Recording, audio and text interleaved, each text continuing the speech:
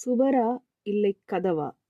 கிறிஸ்துவுக்குள் பிரியமானவர்களே, நீங்கள் ஒரு சுவரைப் போலவா அல்லது ஒரு கதவைப் போலவா இருக்கிறீர்கள்?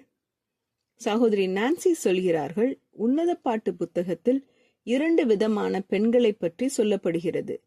ஒருத்தி ஒரு சுவர் போல் இருக்கிறாள், மற்றொருத்தி ஒரு கதவு போல் இருக்கிறாள். சுவர் என்றால் என்ன? அது தன் வாழ்க்கையை உறுதியான நம்பிக்கையின் மேல் கட்டிய ஒரு பெண்ணை குறிக்கிறது. அவள் அழுத்தம் வந்தாலும் எளிதில் வளைவதில்லை. தவறான நோக்கத்தோடு யாராவது அணுகினாலும் அவள் ஒப்புக்கொள்ள மாட்டாள்.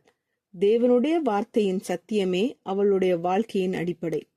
ஆனால் மற்றொரு வகை பெண் ஒரு கதவு போல.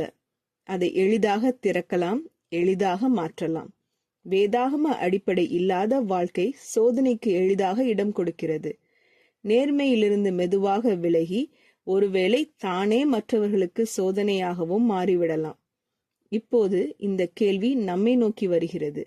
சோதனை வரும்போது நீங்கள் எளிதில் அசைக்கப்படுகிறீர்களா? அல்லது தேவனுடைய வார்த்தையின் மேல் உங்கள் வாழ்க்கையை கட்டி கொண்டிருக்கிறீர்களா?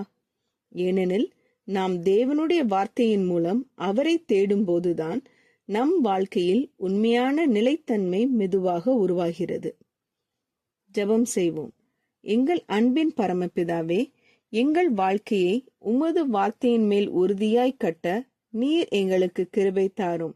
அழுத்தமும் சோதனையும் வரும்போது எளிதில் அசையாத ஒரு சுவரை போல நிலைத்திருக்க எங்களுக்கு உதவி செய்யும். உம்மை தேடும் இருதயத்தை எங்களுக்குள் வளர்த்தி உமது சத்தியத்தில் எங்களை உறுதியாக்கும். இயேசுவின் மூலம் ஜெபிக்கிறோம் பரமபிதாவே, ஆமேன். இந்த மெசேஜ் 4 ஜூலை 2024 நான்சி டிமாஸ் வோல்கமுத் அவர்களின் இயேசுவை தேடி என்ற புரோகிராமிலிருந்து எடுக்கப்பட்டது. கர்த்தர் உங்களை ஆசீர்வதிப்பாராக.